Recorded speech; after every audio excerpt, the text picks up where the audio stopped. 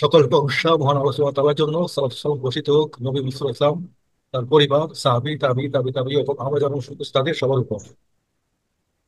আম্মা বাদ, ফাউযু বিল্লাহি মিনাশ শাইতানির রাজীম। রব্বি ইশরাহ লি সাদরি ওয়া ইয়াসসির লি আমরি ওয়াহলুল দিদি উকদাতাম মিন লিসানি ইয়াফকাহু কওলি। ক্লাস করতেছো না? রব্বি জিদনি ইলমা। করবা না? আল্লাহুম্মা ইন্নী আসআলুকা ইলমান নাফিআন রিজকান তাইয়্যিবান ওয়া আমালান মুতাকাব্বালান। আজকের লেসনে কিছু প্রশ্ন উত্তর পর্বের মতো করে করবো। যদি চান আপনারা চ্যাট বক্সে ইয়েস নো অথবা উত্তরটা দিতে পারেন। আমি শুরু করতে যাচ্ছি। জাযাকুমুল্লাহু খাইর। পুরান প্রধান প্রচেষ্টা নিজেদের সময় দেওয়ার মনস্থির করে এই আয়োজনে সামিল হওয়ার জন্য মহান আল্লাহ আপনাদের সবাইকে উত্তম প্রতিদান দিন এবং আপনাদের এই মহান ইচ্ছা ও প্রচেষ্টাকে কবুল করুন। আমিন। আল্লাহ তাদেরকেও উত্তম পুরস্কার দান করুন যারা এর আয়োজন করেছেন এবং যারা প্রশিক্ষণ দিবেন ও প্র্যাকটিস করাবেন।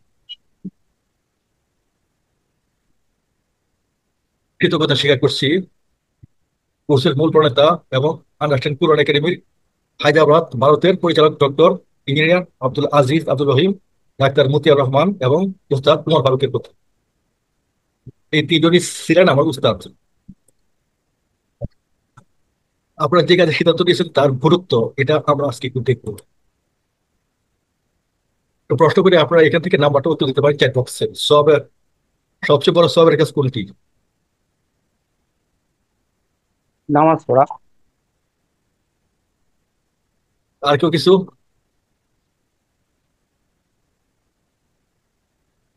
মানে সবচেয়ে প্রথমটা হলো নামাজ পড়া, এটাই। তারপর তো বাকিগুলো সবে। সবচেয়ে বড় সবের কাজ। হ্যাঁ, এখন এই নামাজ পড়তে গেলে আমার কি লাগবে? নামাজ পড়তে গেলে কোরআন। কোরআন ছাড়া কি লাগবে? তাহলে না, উত্তর হবে লাগবে। হ্যাঁ হ্যাঁ হ্যাঁ। কোরআন নামাজ লাগবে। পড়তে গেলে হ্যাঁ কোরআন লাগবে। হ্যাঁ, তাহলে সবচেয়ে বড় সবক হচ্ছে কোরআনে জ্ঞান অর্জন করা। কারণ আপনি এক রাকাত নামাজ পড়তে হলে অ্যাটলিস্ট দুটো সূরা আমাদের লাগে। আচ্ছা, তারপরে আসেন। পড়তে হবে।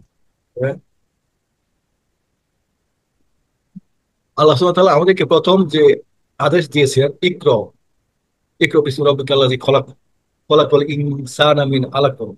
ইকরা ওয়া রাব্বুকাল আকরাম আল্লাযী আল্লামা বিল কলাম আল্লামাল ইনসানা মা লাম ইয়ালাম। এই পাঁচখানে আয়াত নাযিল হওয়ার পরে শুধু তো 6 মাস আর কোনো আয়াত নাযিল হয়নি।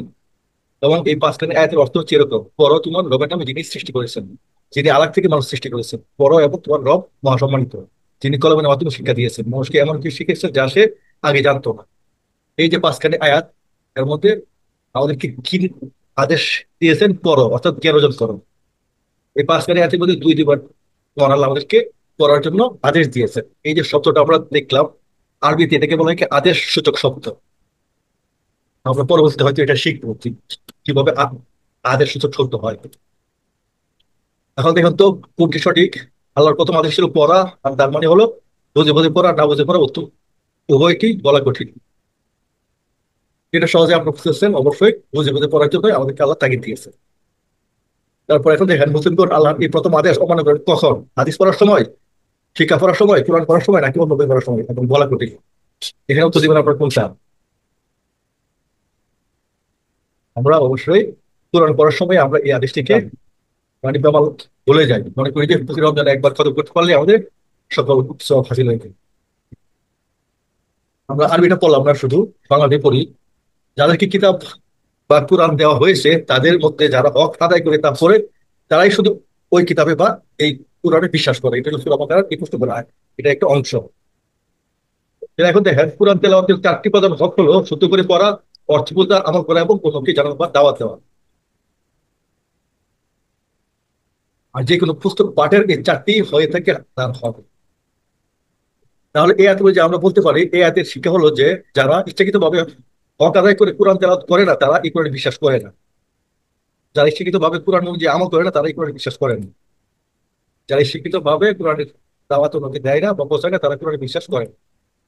অর্থাৎ এই আয়াত অনুযায়ী তেলাওয়াতের 4টি প্রধান হক: শুধু করে পড়া, অর্থ বোঝা, আমল করা এবং অন্যকে জানার উপর দাওয়াত দেওয়া।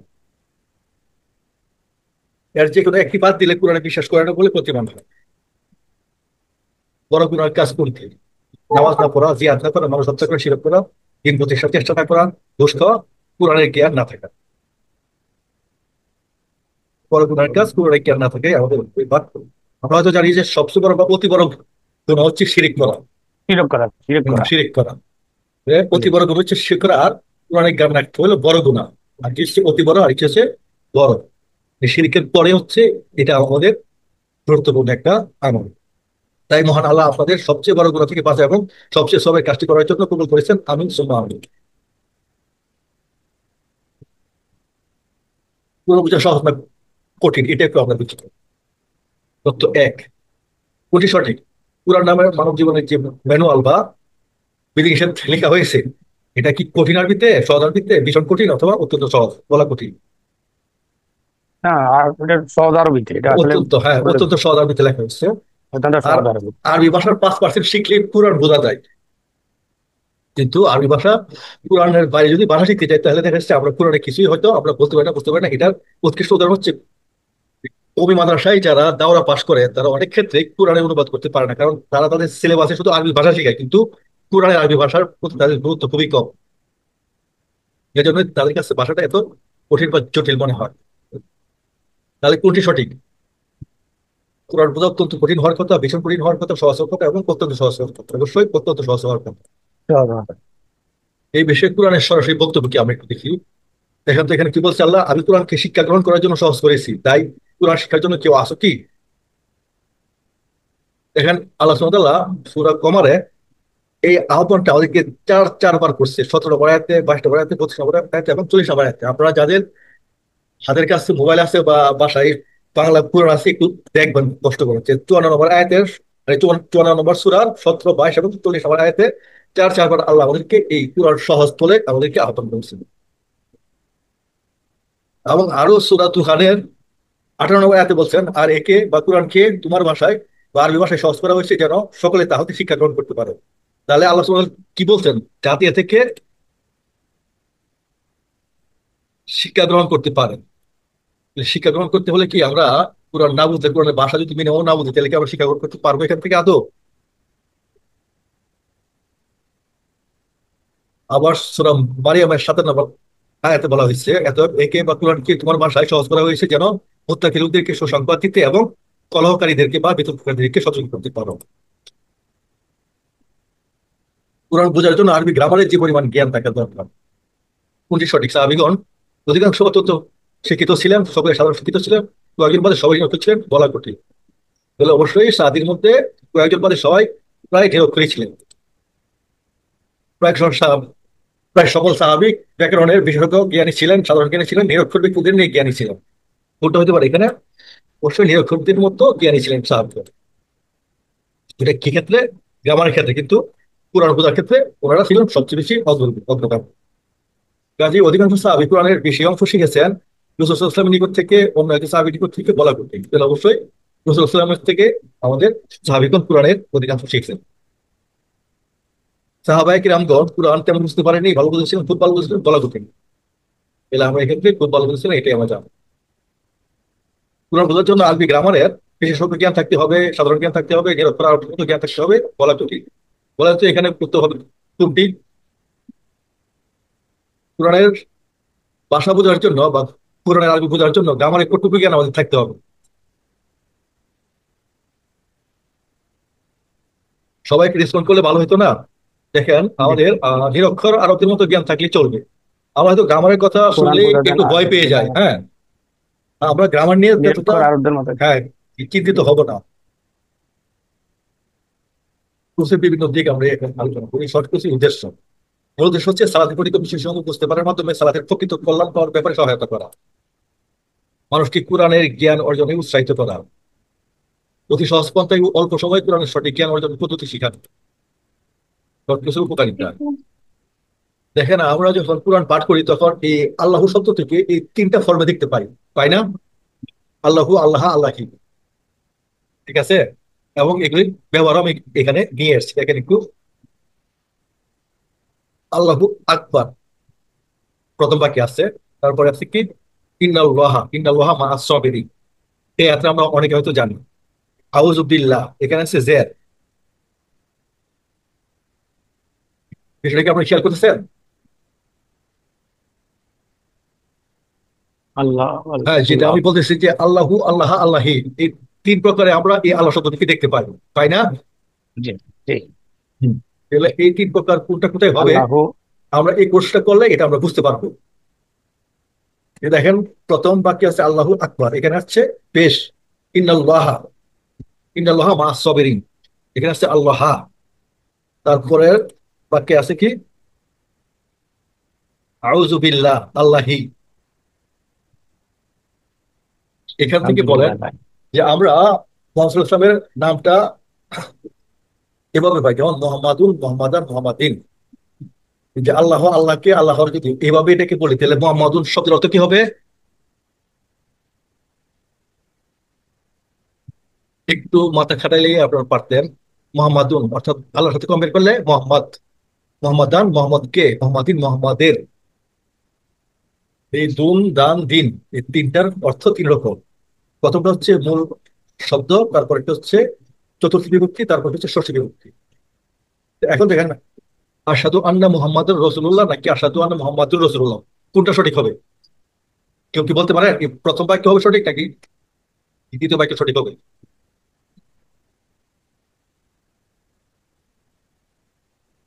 আসসালামু আলাইকুম ওয়া রাহমাতুল্লাহ। উস্তাদ জি, দ্বিতীয় হ্যাঁ, বাক্যটা সঠিক হবে। প্রথমটা সঠিক। না, আন্নার সাথে তো মোহাম্মদ আন্না আছে, এটা প্রথমটা সঠিক। মাশাআল্লাহ, হ্যাঁ প্রথমটা সব। কারণ কি এখানে আন্না আছে, আন্নাটাতে মোহাম্মদান হবে, আর আন্নাটা না থাকলে এখানে মোহাম্মদুন হইতো। তাহলে আমাদের সঠিক হচ্ছে মোহাম্মদান, কারণ এর সামনে জবরদানকারী একটি অব্যয় আছে। তো এখন বলেন তো, ইন্না আনজালনাহু ফি লাইলাতুল কদর, লাইলাতুল কদর, লাইলাতুল কদর, কোনটা সঠিক হবে? আবার একটু বলেন তো। এই যে যে এখানে আপনার দেওয়া আছে লাইলাতু, লাইলাতা, লাইলাতি। ইন্না জি। আনজালনাহু ফি লাইলাতুল কদর, লাইলাতুল কদর, লাইলাতুল কদর। এখানে টি হবে, টি, টি হবে। লাইলা, লাইল লাইলটা লাইলা তিল। তিল হবে। তো টি, আমরা যখন ছোট লাইল। কালে মুখস্থ করতাম, তখন আমরা এভাবে মনে রাখতাম যে প্রথম হবে তিল, পরে হবে তুল।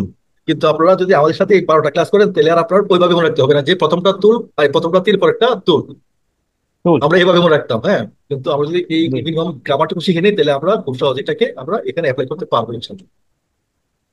তো আমরা দেখেন যে বি, ফি, ইলা, আলা, মিন, লা, লি, এই হারফ বা অব্যয়গুলোকে হারফু জার বা জেরদানকারী অব্যয় বলা হয়। এগুলোর পরের বা বামের শব্দের শেষে সবসময় জের হবে। এখানে কি আছে? ফি।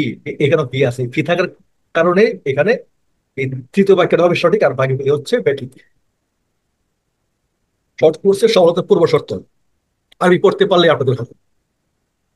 তবে শুদ্ধ করে পড়তে পারাটা কিন্তু খুব জরুরি, এবং আপনার অনেক ক্ষেত্রে আপনার পাপের কারণে হইতে পারে যদি আমরা শুদ্ধ করে পড়তে না পারি। শর্ট কোর্সে যা যা শেখানো হবে, পরিচিত তেলাওয়াত থেকে 120টি শব্দ শেখানো হবে। এই শব্দগুলো কোরআনে প্রায় 40,000 বার রিপিট হয়েছে বা এসেছে। আর কোরআনে প্রায় 78,000 শব্দ আছে সবগুলি মিলায়। তাই এই কোর্সে শেষ করার পর কোরআন পড়ার সময় আমরা পঠিত অংশের অর্ধেকের বেশি নিচ থেকে বুঝতে পারবো, এবং তার একটি নমুনা হচ্ছে এখানে।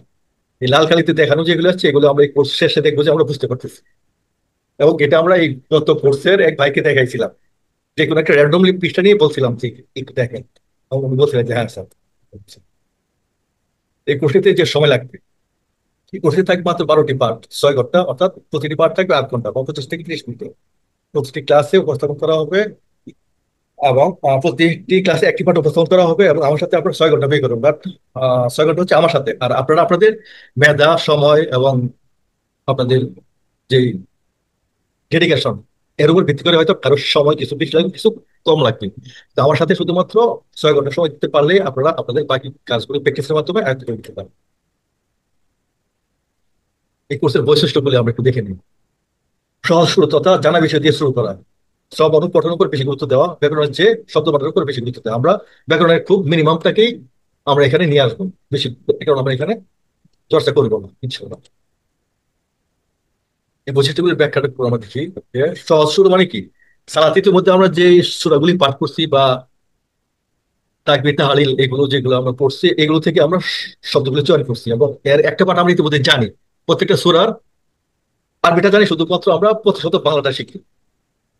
সম্পূর্ণ পঠনের উপর গুরুত্ব দিতে, ব্যাকরণ চেষ্টা করে গুরুত্ব দেওয়া, এবং শিখার অপেক্ষাকৃত ভালো পদ্ধতি হলো প্রাকৃতিক পদ্ধতি। আর শিশুরা ভালো বাসা থেকে পদ্ধতি ভালো। প্রাকৃতিক পদ্ধতিতে, অন্য পদ্ধতিতে বলা প্রাকৃতিক ভাবে। কঠিন, প্রাকৃতিক পদ্ধতিতে, তাই না? শিশুরা ভাষা শেখার সময় প্রথমে শিখে বাক্য, শব্দ, ব্যাকরণ, বলা কঠিন। অবশ্যই প্রথমে শুধু শব্দই শিখে। হ্যাঁ, আমরা এভাবেই প্রথমে শব্দ শিখবো, বাক্য নিয়ে ততটা মাথা ঘামাবো না ইনশাল্লাহ। তো এই কোর্সে আরবি ভাষা শেখার ব্যাপারে আল্লাহ প্রাকৃতিক নিয়ম অনুসরণ করে শব্দ গঠনের উপর বেশি এবং বাক্য গঠনে আমরা তেমন গুরুত্ব দিব না। আমরা কোরআনের বিষয়বস্তুর সঙ্গে ইতিমধ্যে পরিচিত। আমরা কথিত বাংলা অনুবাদের সাহিত্য নিয়ে শিখবো। এই ট্রেডিশনাল যে ল্যাঙ্গুয়েজ লার্নিং এর পদ্ধতি আছে, এখানে এক একটা শব্দকে এতগুলি বৈশিষ্ট্য আমরা শেখাতে যে দেখা যাচ্ছে মূল ভাষাটাই আমাদের হস্তচ্যুত হয়ে যাচ্ছে। অনেকগুলি বৈশিষ্ট্য দেখেন, এইগুলি আরবি নাম এক একজনের মনে রাখা খুব কঠিন, যেগুলিতে আমরা যাচ্ছি না। আর এইভাবে যদি আমরা শিখাতে যাই তাহলে অবশ্যই মানুষ পলায়ন করবো। আর আমরা শুধু প্রতিটা শব্দের এই তিনটা এই লেভেলে, আমাদের পরবর্তী লেভেলে হয়তো আরো কিছু শিখবো, কিন্তু এই লেভেল শুধু প্রতিটা শব্দের পদ, লিঙ্গ এবং বচন শিখবো। যেমন এখানে আছে এই শব্দটা পুংলিঙ্গ এক বছর, আর এটা পুংলিঙ্গ বহু বছর। এই দুইটাই হচ্ছে আমাদের নাউন, আর এটা হচ্ছে ভার্ব। ঠিক আছে, আমরা পরবর্তী স্লাইডে যাই। এই কোর্সের নিয়ম কানুন পুরোপুরি মনোযোগ সহকারে অংশগ্রহণ করা। এই শর্ট কোর্স পুরোপুরি অংশগ্রহণমূলক, তাই মনোযোগের সঙ্গে শুনতে হবে এবং অংশগ্রহণ করতে হবে। বিষয় এখন যে সাধুমত চেষ্টা ও শ্রম দিলে আল্লাহ আপনাকে অবশ্যই শিক্ষা দান করবে, কারণ আল্লাহ বলেছেন যে আমার জন্য চেষ্টা সাধনা করে আমি তাকে পথ দেখাই। আর কাবুতের 69 নম্বর আয়াত এই কথা আল্লাহ বলছে। প্র্যাকটিস গ্রুপে যুক্ত হয়ে লিড দেওয়া অথবা অংশগ্রহণ করা। আপনারা এখন কয়েকজন মিলে প্র্যাকটিস গ্রুপ আমাদের লিঙ্ক দিয়ে দিব, যুক্ত হয়ে নেবেন। যারা যখন ফ্রি থাকবেন কয়েকজন মিলে মিলে প্র্যাকটিস করবেন। আর প্র্যাকটিস নিয়মটা হবে এরকম, যেমন আপনারা 5 জন প্র্যাকটিস গ্রুপে যুক্ত হলেন, একজন পড়বে আর বাকিরা শুনবো পালাক্রমে। তৃতীয় জন, তৃতীয় জন এরকম করে করে যদি পড়া হয় তাহলে দেখা যাচ্ছে খুব সহজে আপনারা পড়াগুলি আয়ত্ত করতে পারবেন। কারণ পড়া মুখস্থ করার জন্য বেশ কিছু নিয়ম আছে, এই নিয়ম মধ্যে এইভাবে শোনা এবং পড়া অনেক গুরুত্বপূর্ণ একটা নিয়ম। বাড়ির কাজ তেমন কিছু হয়তো আমরা দিচ্ছি না, শুধুমাত্র নোট বা কোরআন দেখে 5 মিনিট পড়বেন, নিজের স্মৃতি থেকে হাঁটা চলা অথবা অন্যান্য কাজের মধ্যে 5 মিনিট। পড়াশোনার জন্য ত্রুটি, বিশেষ করে নতুনদের জন্য অন্তত 5 মিনিট শব্দ থেকে শব্দ অনুবাদ শিখা। শব্দ পাঠের পুস্তিকাটা বা আমাদের এই যে ক্লাস নোট থাকবে পিডিএফ আকারে, এগুলো আপনার মোবাইলে ডাউনলোড করে রাখবেন। যদি মাত্র 30 সেকেন্ডের জন্য হলে একবার করে এই পড়েন, তাহলে এক সপ্তাহে আপনাদের 10টা শব্দ, আমি প্রতি সপ্তাহে 10টা করে শব্দ আমরা শিখাবো। আর সালাতের আগে এবং পরে যদি একটু করে দেখেন, এই 7 দিনে পড়া লাগবে না, শুধু একবার করে দেখলে এটা মুখস্থ হয়ে যাবে এবং অনেকে এটা প্র্যাকটিস করা। শ্রবণ ও কথোপকথনের জন্য দুটি শব্দে শব্দে অনুবাদ, রেকর্ড শোনা বা গাড়ি চালানো অথবা ভ্রমণ বা সরকারি কাজের সময় আপনি এটা করতে পারেন। সহপাঠী বা সহকর্মীদের সাথে প্রতিদিন না হলে মতো 2 দিন পর পর 1 মিনিট করে কথা বলবেন বা প্র্যাকটিস গ্রুপে যুক্ত থাকবেন। কোরআনের শেষ 10টি সূরা বৃত্তাকারে প্রতিদিন আপনারা সালাতে তেলাওয়াত করবেন, আর এখান থেকে যা শিখবেন তার শব্দগুলি মনে করার চেষ্টা করবেন। সমগ্র সকল স্থানে শিখার অনুকূল পরিবেশ তৈরি করুন। আর শব্দ পাঠানে চাইলে আপনারা এটা প্রিন্ট করে কেটে টুকরো টুকরো করে নিয়ে আপনারা আপনাদের পকেটে রাখতে পারেন, অথবা আপনারা আপনাদের ডেস্কের নিচে রাখতে পারেন। তো এইভাবে সালাতের আগে এবং পরে এটা হবে সবচেয়ে বেশি একটা ফ্রুটফুল সময়। এই সময় আপনারা যদি 2 মিনিট করেও দেখেন, তাহলে এই শিখার গতিটা আপনার প্রায় 300% বেড়ে যাবে। তো ওগুলি প্রিন্ট আউট নিয়ে আপনারা পোস্টার লাগিয়ে রাখতে পারেন অফিস অথবা বাসায়, পড়ার বই টেবিলের উপর রাখতে পারেন, সাদা কালো কোন অথবা আয়াত লেখা। বাসায় রাখতে পারেন, মোবাইলের অডিও বা ভিডিও করে শিখতে পারেন। ভিডিও রাখলে কিন্তু আমাদের থাকবে প্রত্যেকটা ক্লাসেরই, করে দিতে পারেন। এবং দল তৈরি করা, বন্ধু বান্ধব সঙ্গী পরিবারের সদস্য মিলে দল তৈরি করুন, যেমন প্র্যাকটিস গ্রুপে আপনারা দল তৈরি করে শিখবেন। আর ব্যতিক্রম না হলে সবচেয়ে অকার্যকর দল হচ্ছে পরিবার নিয়ে দল করা। আপনারা অবশ্যই পরিবারের বাইরে দল করার চেষ্টা করবেন, প্র্যাকটিস ক্লাসে অংশগ্রহণ করবেন এবং পড়াশোনার ক্ষেত্রে খুবই কার্যকর হবে। এতে পালাক্রমে একজন পড়বে এবং বাকিরা শুনবে।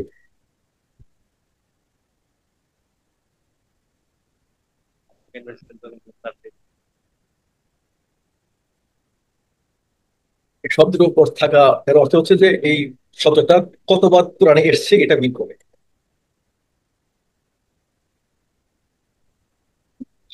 সেখানে বিষয় কিছু গুরুত্বপূর্ণ তথ্য হবে। শিক্ষা সম্পর্কিত কিছু গুরুত্বপূর্ণ বিধান বা golden rule. I listen, I forget, I see, I remember, I practise, I learn, I teach, I master. অর্থাৎ আমি শুনি, আমি ভুলে যাই, আমি দেখি, আমি মনে রাখি, আমি অনুশীলন করি, আমি শিখি, আমি শিখাই, আমি দক্ষতা অর্জন করি। আমার অবস্থান এখানে, আসলে আমার এখনো শিখার পর্যায়ে আমি আসি, এখন আপনাদেরকে শিখাচ্ছি আমার দক্ষতা বাড়ানোর জন্য। তো আমি আশা করি আমাদের এই বেস থেকেও 2-1 জন শেখানোর জন্য, নিজের দক্ষতা বাড়ানোর জন্য এই প্রচেষ্টায় ব্রতী হবেন ইনশাল্লাহ। শেখার উপায়: শোনা, দেখা, বলা, স্পষ্ট করা, কারণ বা যুক্তি খুঁজে বের করা, দলবদ্ধভাবে শেখা, ব্যক্তিগতভাবে শেখা। এই 7টি উপায় যদি আমরা অ্যাপ্লাই করতে পারি তাহলে খুব সহজে এবং খুব ইফেক্টিভলি আমরা শিখতে পারবো।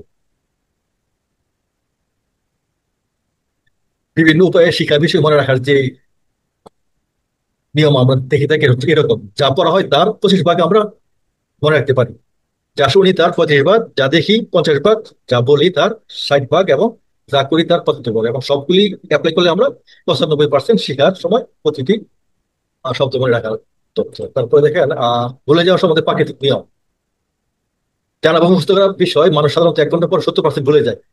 1 ঘন্টা পর পুনরাবৃত্তি করলে একদিন পর আবার 70% ভুলে যায়। একদিন পর পুনরাবৃত্তি করলে 1 সপ্তাহ পর আবার ভুলে যায়। আবার 1 সপ্তাহ পর পুনরাবৃত্তি করলে আবার 1 মাস পর সব ভুলে যায়, এবং 1 মাস পর পুনরাবৃত্তি করলে আবার 6 মাস পরে সব ভুলে যায়। তো এই জন্য আমাদের মনে রাখার জন্য যেটা সূত্র হবে এটা হচ্ছে যে প্রথমবার 1 ঘন্টা পরে আমরা পুনরাবৃত্তি করব, তারপর একদিন পর, 1 সপ্তাহ পর, এবং 1 মাস পর পর 6 মাস পর পর যদি পুনরাবৃত্তি করি তাহলে এগুলো আর আপনার থেকে মুছে যাবে। তো এই ক্লাসের ভিডিওগুলি থাকবে, এটা হচ্ছে আপনাদেরকে এনকারেজ করবে যে কিভাবে আমরা শিখবো। আচ্ছা, তো আমরা আবারও লগ ইন করবো ইনশাল্লাহ এই একই লিঙ্কে, ঠিক আছে? আরো কিছু কথাবার্তা আছে, আর এই ক্লাসে হচ্ছে আপনাদেরকে এনকারেজ করে, কারণ এই বয়সে আমি জানি না কার কি বয়স আছে, সাধারণত এখানে বয়স করে আসেন। তো আপনারা নিজেদেরকে প্রস্তুত করার জন্য এবং ধৈর্য ধরে রাখার জন্য আসলে এই ক্লাসটা আমি নিচ্ছিলাম, যে এখানে শিক্ষা শিক্ষাকে কিভাবে ফ্রুটফুল করা যায় এসব বিষয় নিয়ে আমরা করতেছি। মনে রাখেন, তৃতীয় সূত্র আমরা দেখি, এটা হচ্ছে কি মস্তিষ্কের জলক তৈরি করা, অর্থাৎ শব্দ, ছবি, আকার, রং, নাড়াচাড়া, উচ্চারণ, গন্ধ, ব্যথা, আবেগ, অনুভূতি ইত্যাদি মস্তিষ্কে জলক তৈরি করে। এবং আপনার এই জলক তৈরি করার জন্য এই ধরনের বিভিন্ন প্রক্রিয়া: প্রসঙ্গ দিবেন, উচ্চারণ করবেন, শব্দ, আকার, বানান, গন্ধ, এবং ছবিটা 100 শব্দের সমান। যত বেশি জলক তৈরি করা যাবে মুখস্থ করা তত সহজ হবে, মনে রাখা তত সহজ হবে, এবং মনে করাও তত সহজ হবে। এই জন্য আমরা ব্যাকরণের শব্দ মনে রাখার জন্য টিপিআই ব্যবহার করার জন্য উৎসাহিত করি। টিপিআই এর পদ্ধতিটা আপনারা হয়তো ইন্টারনেটে সার্চ দিলে পেয়ে যাবে কিভাবে করা হয়। তো এটা হয়তো বয়স্ক রোগীর জন্য খুব হাস্যকর অনেকে মনে করে, তো এই জন্য আমরা এটা নিয়ে আর এখানে আলোচনা করছি না। মনে রাখেন, তৃতীয় সূত্র হচ্ছে পরিচিত উদাহরণের মাধ্যমে মনে রাখা, অর্থাৎ কারোর নাম মনে রাখার সহজ উপায় হলো আপনার কোনো পরিচিত জনের নাম যত পরিচিত উদাহরণের সাথে নামটি মিলিয়ে নেওয়া। তাই কোনো নতুন শব্দ মনে রাখার সহজ উপায় হলো কোনো না কোনো জানা উদাহরণের সাথে শব্দ মিলিয়ে নেওয়া। এটা উদাহরণটা হচ্ছে এরকম, যেমন বি অর্থাৎ সাথে, আর এই জন্য আমরা একটা বাক্য নিব, বিসমিল্লাহ, অর্থাৎ আল্লাহর নামের সাথে। এখন দেখেন এই বাক্যটাতে বি যুগ ইসমুন যুগ আল্লাহ, এখানে কিন্তু হয়ে গেছে বি ইসমি আল্লাহ। আমরা যেটা বলতেছিলাম যে এই বিসমিল্লাহ, বি শব্দটা শেখার জন্য, মনে রাখার জন্য আমরা বিসমিল্লাহ শব্দটা মনে রাখবো, এবং এর অর্থ হচ্ছে আল্লাহর নামের সাথে। বি অর্থ সাথে, ইসমুন অর্থ নাম, আল্লাহ অর্থ আল্লাহ। কিন্তু এখানে দেখেন যখন এই পৃথক পৃথক শব্দগুলো কিন্তু প্যাটার্ন একরকম, আর এখানে প্যাটার্ন কিন্তু অন্যরকম। খেয়াল করতেছেন? এখানে হচ্ছে আল্লাহু, এখানে হচ্ছে ইসমুন।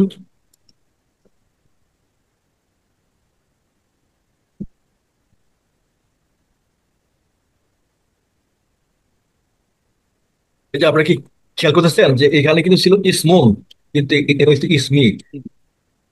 দুই পেশ ইসমুন ইসমি, হ্যাঁ। এক্সের এবং আলিফটা কিন্তু ড্রপ হয়ে গেছে, আবার এখানে আল্লাহ ছিল, এখানে আল্লাহি হয়ে গেছে না? আল্লাহি আমরা আগেও দেখছিলাম। হুম। তো আমরা আশা করি যে এই কোর্স শেষে আমরা এর মিনিংটা বুঝবো। মূল শব্দ কিন্তু ছিল আল্লাহু, ইসমুন এবং বি। আর যখন এটা বাকি ব্যবহৃত হলো তখন বি হলো এই আলিফটা ড্রপ হয়ে গেল, এখানে দুই পেশ হয়ে গেল এক্সের, এবং এখানে আল্লাহ হয়ে গেল আল্লাহ। কেন এগুলো হলো আমরা খুব সহজে মনে রাখতে পারবো, এবং আমি এটা এই কোর্সে শিখবো ইনশাল্লাহ। তারপরে আসেন আরেক শব্দ নেই, ফি। ফির অর্থ হলো মধ্যে, ভিতরে, অ এ তে, এই ধরনের যে অর্থ নিতে পারেন। যেমন ফি সাবিলিল্লাহ, আল্লাহর রাস্তায়। সাবিলুর অর্থ রাস্তা, আর আল্লাহ অর্থ আল্লাহ। তো এখানেও ঠিক একই রকম দেখেন, ফি যু সাবিলুন আল্লাহ, এখানে গেছে সাবিলি, অর্থাৎ দুই পেশ হয়ে গেছে এক্সের, এবং আল্লাহ হচ্ছে আল্লাহ। এগুলো আমরা শিখছি। মস্তিষ্কের ক্ষয় এবং শক্তি আমরা একটু দেখি, যে আমাদের অত্যন্ত শক্তিশালী একটি মস্তিষ্ক মহান আল্লাহ আমাদের দিয়েছেন। সাধারণত মস্তিষ্কের প্রায় 5% ব্যবহার করা হয়, আর বাকি 95% আমাদের অব্যবহৃত থেকে যায়। অর্থাৎ মস্তিষ্কের প্রায় সবটুকু কিন্তু অব্যবহৃত থেকে যাচ্ছে। ব্যবহার করলে মস্তিষ্কের শক্তি বা ক্ষমতা বৃদ্ধি পায়, আর ব্যবহার না করলে মস্তিষ্ক শুকিয়ে যায়। তাই মস্তিষ্ক ব্যবহার করে অথবা শুকিয়ে দিয়ে যে হারিয়ে ফেলে। কোরআন শেখার জন্য মস্তিষ্ক ব্যবহার করা সর্বোত্তম, কারণ কোরআনের জ্ঞান অর্জন করা সবচেয়ে বড় কল্যাণের কাজ। 6, 60 বছর বয়সে মস্তিষ্কের কোষের সর্বোচ্চ 3% মারা যায়, মাত্র 3 ভাগ। খেয়াল করেন, 60 বছর বয়সে আমাদের মস্তিষ্কের মাত্র 3 ভাগ কোষ মারা যায়। তাহলে তো আমার 3 ভাগ নাই। হ্যাঁ, কিন্তু আপনার ব্যবহার হচ্ছে মাত্র 5 ভাগ। 3 ভাগ নাই, কিন্তু ব্যবহার হচ্ছে আপনার 5 ভাগ। হ্যাঁ, তাহলে এখনো 3 ভাগ বাদ দিলে 3 আর 5 8 ভাগ বাদ দিলেও কিন্তু আপনার অব্যবহৃত রয়ে গেছে কত ভাগ? 92 ভাগ আপনাদের অব্যবহৃত রয়ে গেছে। তাই এই বয়সে যদি আপনি ভুলে যান, তবে তার প্রধান কারণ হলো মনে রাখার সূত্রগুলি যথাযথভাবে ব্যবহার না করা। ওই যে বললাম 7টা সূত্র, এই 7টা সূত্র যদি আমরা অ্যাপ্লাই করতে পারি, তাহলে খুব সহজে আমরা মনে রাখতে পারবো ইনশাল্লাহ।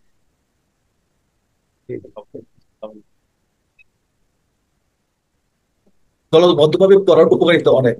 হ্যাঁ, এই দলবদ্ধভাবে পড়ার উপকারিতা হচ্ছে এই যে প্রত্যেকটি ছাত্র এবং শিক্ষক, যেমন একটি হাদিস আছে, খয়রুকুম তাআল্লামাল কুরআন ওয়া আল্লামাহু, তোমাদের মধ্যে সেই শ্রেষ্ঠ যে নিজে কোরআন শিখে এবং অপরকে শিক্ষা দেয়।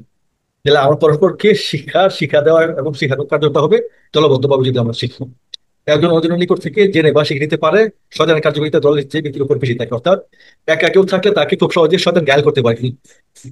এই দলবদ্ধ অবস্থায় থাকলে শয়তান খুব সহজে এই দলকে ঘায়েল করতে পারে না। কাজে আমরা এই বিষয়গুলি একটু খেয়াল করি। দলবদ্ধভাবে পড়ার উপকারিতা, যুব ছাত্র নদীর থেকে সাহায্য পায়, পরিবেশ প্রগতি করে, এমনকি যে শব্দ কানে প্রবেশ করে সেগুলি আমরা খুব সহজে মনে রাখতে পারি। উৎসাহ দেওয়া, যদি অন্য একজন পারে তবে আমি নই কেন, এবং পড়া শেষ করে একটা তাগিদ থাকে। পারিবারিক দল ভালো কিন্তু যথেষ্ট নয়। ছেলে এবং মেয়েদের জন্য ভিন্ন ভিন্ন প্র্যাকটিস গ্রুপ তৈরি করা আছে, আপনারা যার যার প্র্যাকটিস গ্রুপে জয়েন হয়ে প্র্যাকটিস করার চেষ্টা করবেন ইনশাল্লাহ। তো আমাদের এই আজকের ওরিয়েন্টেশন ক্লাসের প্রায় শেষ পর্যায়ে আমরা চলে এসেছি।